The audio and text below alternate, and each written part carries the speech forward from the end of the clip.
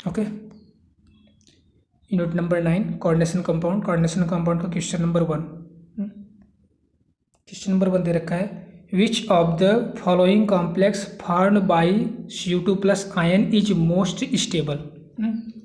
अब अगर complex compound की हमको स्टेबिलिटी देखनी रहती है तो स्टेबिलिटी कॉम्प्लेक्स कंपाउंड की उसके स्टेबिलिटी जो के का मान होता है, के का मान जितना ज़्यादा रहेगा वो कॉम्प्लेक्स कंपाउंड उतना ज़्यादा स्टेबल होगा। ठीक है, ओके। तो इसका जो स्टेबिलिटी कांस्टेंट है जो के का मान दे रखा है, इन चारों में से देखना किसका सबसे हाई है। जिसका सबसे हाई होगा वही सबसे ज़्यादा स्टेबल होगा, वही कॉम्प्लेक्स कंपाउंड सबसे ज़्यादा स्टेबल होगा। तो देखते हैं, तो इन चारों में से सबसे ज़्यादा हाई 27.3 दिख रहा है, तो इस हिसाब से इसका ऑप्शन जो है सेकंड से हो जाए, क्योंकि इसी का वैल्यू जो है लाख के का मान सबसे ज़्यादा इसी का है, तो यही मोस्ट स्टेबल हो जाएगा। तो पहले का सेकंड ऑप्शन करेक्ट हो जाएगा। ये तरीका हो गया इस क्वेश्चन के लिए। ठीक है, इस क्वेश्चन के लिए तो ये के मान से ही फाइंड आउट कर लेंगे। बाकी अगर और फैक्टर जो होता है जो कि स्टेबिलिटी ऑफ कांस्टेंट डिसाइड करता है, stability of complex compound, constant बोल रहा हूँ, स्टेबिलिटी ऑफ कॉम्प्लेक्स कंपाउंड, जो कॉम्प्लेक्स कंपाउंड की स्टेबिलिटी होती है वो डिपेंड करती है, एक तो ये मतलब स्टेबिलिटी कांस्टेंट, एक्विलिब्रियम कांस्टेंट के मान पे डिपेंड करती है। के का मान ज़्यादा तो वो कॉम्प्लेक्स कंपाउंड मोर स्टेबल होगा। इसके अलावा स्टेबिलिटी ऑफ कॉम्प्लेक्स कंपाउंड जो होता है वो oxidation state of central metal पे डिपेंड करेगी, बेसिक नेचर ऑफ लिगेंड पे डिपेंड करेगी, चिलेट रिंग फॉर्मेशन पे डिपेंड करेगी, साइज ऑफ मेटल आयन पे डिपेंड करेगी। किस किस चीज़ पे डिपेंड करेगी? Oxidation number of central metal, central metal का ऑक्सीडेशन नंबर जितना ज़्यादा स्टेबिलिटी ऑफ कॉम्प्लेक्स कंपाउंड उतना ज़्यादा। दूसरी चीज़ पर डिपेंड करेगी बेसिसिटी ऑफ लिगेंड, लिगेंड की बेसिसिटी जितनी ज़्यादा, ठीक है, वो कोऑर्डिनेशन कंपाउंड उतना क्या होगा, ज़्यादा स्टेबल होगा। ठीक है, और दूसरा चिलेट रिंग, और चिलेट रिंग कौन बनाएगा? चिलेट रिंग जो बाइडेंटेड या पॉलीडेंटेड लिगेंड होते हैं वही चिलेट रिंग फार्मेशन करते हैं। चिलेट रिंग फार्मेशन में जितने ज़्यादा होगा वो उतना ज़्यादा स्टेबल कॉम्प्लेक्स कंपाउंड होगा। ये 3 फैक्टर और हो गए जो कि स्टेबिलिटी ऑफ कॉम्प्लेक्स कंपाउंड को डिसाइड करते हैं, या स्टेबिलिटी ऑफ कॉम्प्लेक्स कंपाउंड, ठीक है, बताते हैं। फिलहाल ये फैक्टर इसमें चलेगा नहीं, इसमें बस एक के का मान के का मान देख लेते हैं। लाख के का मान जिसमें जितना ज़्यादा वो उतना ज़्यादा स्टेबल हो जाएगा। तो सबसे ज़्यादा के का मान दिख रहा है सेकंड वाले कोऑर्डिनेशन कंपाउंड का, तो सेकंड वाला मोस्ट स्टेबल हो जाएगा, तो पहले का सेकंड करेक्ट हो जाएगा। अब आते हैं क्वेश्चन नंबर 2 पे। क्वेश्चन नंबर 2 पूछ रखा है, colour of the coordination compound depend on the crystal field splitting. सही बात है, crystal field splitting. Okay, what will be the correct order of absorption of wavelength of light in the visible region. हमको किसका order बताना है? Wavelength का order बताना है। और कॉम्प्लेक्स आगे दे रखे हैं, फॉर द कॉम्प्लेक्स, किस कॉम्प्लेक्स के लिए? CONH3 taken 6 3+ COCN taken 6 3- COH2O6 3+। तो इन तीनों कॉम्प्लेक्सों के लिए हमको वेवलेंथ का ऑर्डर बताना है। अब जो स्पेक्ट्रोकेमिकल सीरीज एनसीईआरटी में दे रखा है क्रिस्टल फील्ड स्प्लिटिंग का एनर्जी का ऑर्डर, इसमें अगर हम इन तीनों लिगेंड की बात कर ले, तीनों फिलहाल तो इसमें CN और अमोनिया जो है स्ट्रांग लिगेंड है, वाटर जो है वीक लिगेंड है। ठीक है, तो इसका अगर हम ऑर्डर देख लेंगे तो सबसे स्ट्रांग जो लिगेंड होता है स्पेक्ट्रोकेमिकल सीरीज के अकॉर्डिंग सबसे ज़्यादा CN हो जाएगा, उसके बाद अमोनिया हो जाएगा, और उसके बाद सबसे वीक वाटर हो जाएगा। ए लेकिन किसका ऑर्डर है? एनर्जी का ऑर्डर है। ठीक है, ए एनर्जी का ऑर्डर है, लेकिन हमको एनर्जी का ऑर्डर थोड़ी नहीं बताना है, हमको बताना है वेवलेंथ का ऑर्डर। तो एनर्जी और वेवलेंथ हमको रिलेशन पता है कि ई बराबर क्या होता है, ई बराबर होता है SC/λ। Energy inversely proportional to क्या होती है? वेवलेंथ के। तो जो एनर्जी का ऑर्डर है उसका जस्ट उल्टा क्या होगा? वेवलेंथ का ऑर्डर। तो सबसे ज़्यादा मैक्सिमम वेवलेंथ एब्जॉर्प्शन वाटर हो जाएगा, फिर अमोनिया वाला लिगेंड हो जाएगा, और सबसे कम कौन हो जाएगा? CN वाला। तो देख लेते हैं ये ऑर्डर जिसमें मिलेगा वही से करेक्ट हो जाएगा। तो सबसे ज़्यादा कौन सा? वाटर वाला। तो वाटर वाला किस में दिख रहा है? ये थर्ड वाले में। उसके बाद अमोनिया, सबसे कम CN। तो ये हो गया किसका ऑर्डर? ये हो गया वेवलेंथ का ऑर्डर। ठीक है, और अगर ये देखें ये किसका ऑर्डर है? ये हो गया एनर्जी का ऑर्डर, लेकिन हमको पूछा किस में है? वेवलेंथ का ऑर्डर पूछा, तो वेवलेंथ का ऑर्डर जो है थर्ड ऑप्शन करेक्ट हो जाएगा, और ये दोनों किसी का ऑर्डर नहीं है। ठीक है, फर्स्ट जो है एनर्जी का ऑर्डर है, सेकंड थर्ड जो है वेवलेंथ का ऑर्डर है, हमको वेवलेंथ का ऑर्डर बताना था, तो वेवलेंथ का ऑर्डर जो हो जाएगा दूसरे का थर्ड हो जाएगा, ऑप्शन करेक्ट। ठीक है, बाकी एनसीईआरटी का इसका साढ़े यहाँ पे ऐड कर देते हैं स्पेक्ट्रोकेमिकल सीरीज, ये रही स्पेक्ट्रोकेमिकल सीरीज का ऑर्डर। ठीक है, सबसे स्ट्रांग जो है CO है, सबसे वीक I- है। ठीक है, अब क्वेश्चन नंबर 3। क्वेश्चन नंबर 3 दे रखा है, when 0.1 mole COCl3 NH3 5 is treated with the excess of AgNO3 0.2 mole of AgCl are obtain, the conductivity of solution will be correspond to. तो solution की conductivity का हमको रेशियो बताना है जो, ठीक है। तो कंडक्टिविटी ऑफ सोल्यूशन जो है किस पे डिपेंड करेगा, उसके अंदर आयन क्या है उसी के रेशियो में आएगा कंडक्टिविटी। तो देखते हैं आयन क्या है। पहले इसका हम जो दे रखा है 0.1 मोल COCl3NH35, इसका हम कॉन्डेंसेशन कंपाउंड बनाते हैं। जब इसको बनाएंगे CONH35, ठीक है, चूँकि कोऑर्डिनेशन जो कोबाल्ट का कोऑर्डिनेशन नंबर है 6 आएगा, तो 6 मॉलिक्यूल से 6 लिगेंड से बाइंड होगा।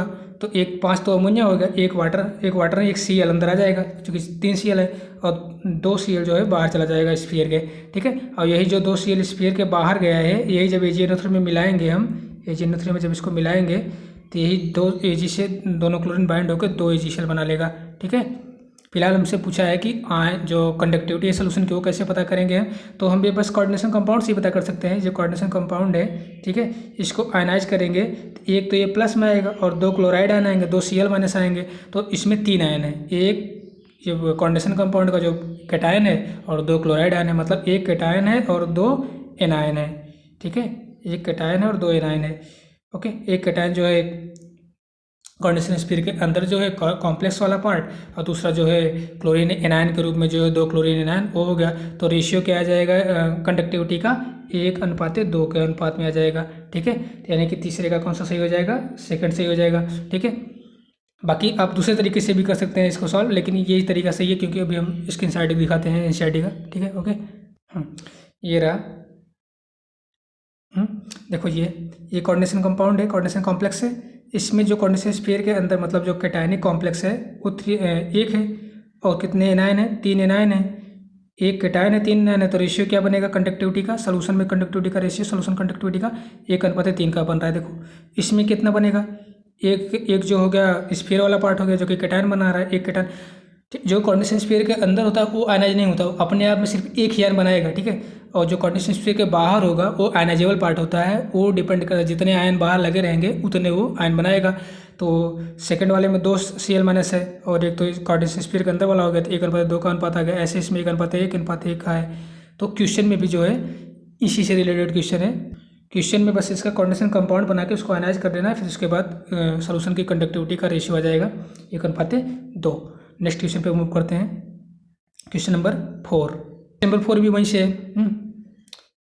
When 1 mole CrCl3 6H2O is treated with the excess of AgNO3, 3 mole of AgCl or obtain formula of the complex, okay. पहले तो इसको हम क्या करेंगे, ये देख लेंगे इसका कोऑर्डिनेशन कंपाउंड देख के। तो कोऑर्डिनेशन कंपाउंड बना के, तो क्रोमियम हो गया और H2O 6 मॉलिक्यूल H2O का हो गया, यानी 6 लिगेंड, जो कोऑर्डिनेशन नंबर इसका 6 हो गया। और जितने क्लोरीन है सब कोऑर्डिनेशन स्फीयर के बाहर लग जाएंगे। जब इसका हम एक्सेस AgNO3 से रिएक्शन करवाएंगे, ट्रीट करेंगे, तो एक कितना मोल AgCl देगा, तीनों के तीनों क्लोरीन जो आयनाइजेबल हैं ये AgCl से कंबाइंड हो जाएंगे, Ag से कंबाइंड होकर 3 मोल AgCl बना देंगे, ठीक है। ये तो रिएक्शन में दे रखा है, लेकिन हमसे पूछा सिर्फ सिंपल सा था कि उस कोऑर्डिनेशन कॉम्प्लेक्स का फार्मूला। तो कोऑर्डिनेशन कॉम्प्लेक्स का फार्मूला यही रहा, CrH2O6Cl3, ओके। तो ऑप्शन नंबर कहाँ दिख रहा है, CrH2O6Cl3, ये ऑप्शन नंबर 4 में दिख रहा है। तो क्वेश्चन नंबर 4 का 4th ऑप्शन करेक्ट हो जाएगा। बाकी जब मिलेगा किस में, ये सब वार्नर थ्योरी में मिलेगा, ठीक है। ये क्वेश्चन वार्नर थ्योरी से रिलेटेड है। जब वार्नर थ्योरी पढ़ेंगे तो वार्नर थ्योरी में उन्होंने बता रखा है जो कोऑर्डिनेशन कंपाउंड होता है, कोऑर्डिनेशन कंपाउंड के जो कोऑर्डिनेशन नंबर होता है वो सेकेंडरी वैलेंसी शो करता है, सेकेंडरी वैलेंसी शो करता है, ठीक है। और जो उसका ऑक्सीडेशन नंबर होता है मेटल का, ऑक्सीडेशन नंबर वो प्राइमरी वैलेंसी शो करता है, ठीक है, प्राइमरी वैलेंसी शो करता है। ये सब वार्नर थ्योरी में मिलेगा, ठीक है। कोऑर्डिनेशन नंबर जो होता है वो प्राइमरी वैलेंसी जो होता है आयनाइजेबल होता है और ये सेटिस्फाई होता है नेगेटिव आयन के द्वारा। सेकेंडरी वैलेंसी नॉन आयनाइजेबल होता है और ये सेटिस्फाई होता है सेकेंडरी वैलेंसी न्यूट्रल मॉलिक्यूल या नेगेटिव आयन के द्वारा, ठीक है। और ये तो लिख ही दिया, coordination number equal to secondary valency, oxidation number of central metal equal to the primary valency. तो ये सब वार्नर थ्योरी मिलेगा, वहीं ये भी मिलेगा, ठीक है। क्वेश्चन नंबर 4 का 4th करेक्ट हो जाएगा। चलो पूरा वार्नर थ्योरी बोल ही नहीं तो वार्नर थ्योरी थोड़ा देख लेते हैं कि जो प्राइमरी वैलेंसी सेकेंडरी वैलेंसी मैंने बता रखा है, ठीक है। अगर हम प्राइमरी वैलेंसी सेकेंडरी वैलेंसी का कंपेयर करेंगे, ठीक है, तो ऐसे कंपेयर कर लेंगे। यहाँ लिखते हैं primary valency PV, secondary valency SV, ठीक है।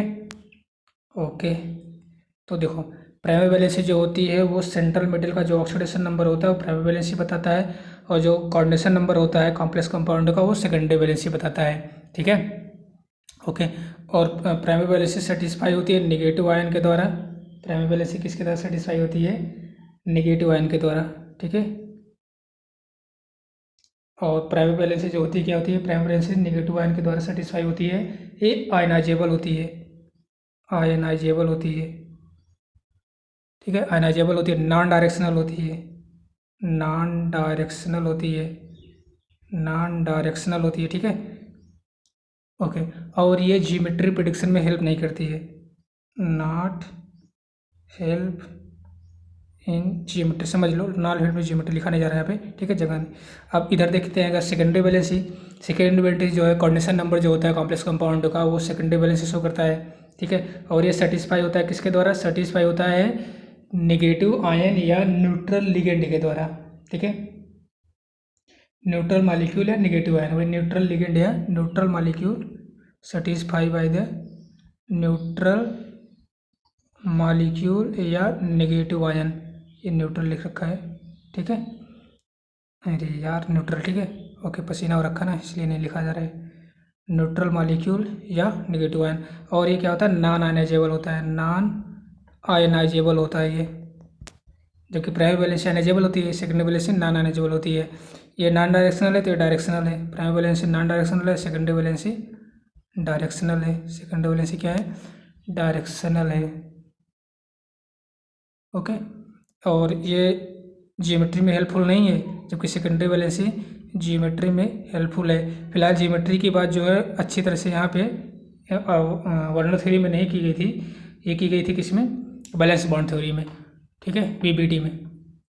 इसके बाद एक थ्योरी थी इस क्रिस्टल फील्ड स्प्लिटिंग, जो क्रिस्टल फील्ड थ्योरी थी वो कॉम्प्लेक्स कंपाउंड के कलर की बात की थी। फिलहाल यहाँ पे प्राइमरी वैलेंसी सेकेंडरी वैलेंसी कम क्या हो गया? Primary valency oxidation number show करती है, नेगेटिव आयन की तरह सेटिस्फाई होती है, आयनाइजेबल होती है, नॉन डायरेक्शनल होती है, और ये जियोमेट्री में के प्रिडिक्शन में हेल्पफुल नहीं होती है। ओके, जब सेकेंडरी वैलेंसी कॉन्डेंसेशन नंबर जो होता है कॉम्प्लेक्स कंपाउंड का वही होता है सेकेंडरी वैलेंसी, ये न्यूट्रल मॉलिक्यूल या नेगेटिव आयन की तरह सेटिस्फाई होती है, ये आयनाइजेबल नॉन आयनाइजेबल होती है। ठीक है, secondary valency non ionisable directional होती है। अगर एक लाइन में बोले प्राइमरी वैलेंसी जो होता है ऑक्सीडेशन नंबर, कॉन्डेंसेशन कंपाउंड का oxidation number primary valency show करता है, नेगेटिव आयन के द्वारा सेटिस्फाई होता है, आयनाइजेबल होता है, आयनाइजेबल और नॉन डायरेक्शनल होता है। Okay, secondary valency condensation number जो कॉम्प्लेक्स कंपाउंड का होता है वही होती है उसकी सेकेंडरी वैलेंसी, न्यूट्रल मॉलिक्यूल या नेगेटिव आयन की तरह सेटिस्फाई होता है, नॉन आयनाइजेबल होता है और डायरेक्शनल होता है। ठीक है, और ये जियोमेट्री में हेल्प करता है। तो ये तो हो गया थोड़ा बहुत प्राइमरी वैलेंसी सेकेंडरी वैलेंसी में कंपेयर और थ्योरी में मिलेगा। ओके, आते हैं नेक्स्ट क्वेश्चन पे। आईपैक नेम बताना है। Question number 5, the correct IUPAC name of PtNH3 2Cl2। Okay, ये पहली बात तो कोऑर्डिनेशन कंपाउंड किस टाइप का? आयनिक है, मतलब कैटायनिक है, एनायनिक है या न्यूट्रल है? ये न्यूट्रल है। ठीक है, क्योंकि कोऑर्डिनेशन स्फीयर के बाहर कोई भी आयन नहीं लगा हुआ है, तो ये कैसा हो गया? ये न्यूट्रल हो गया। ठीक है,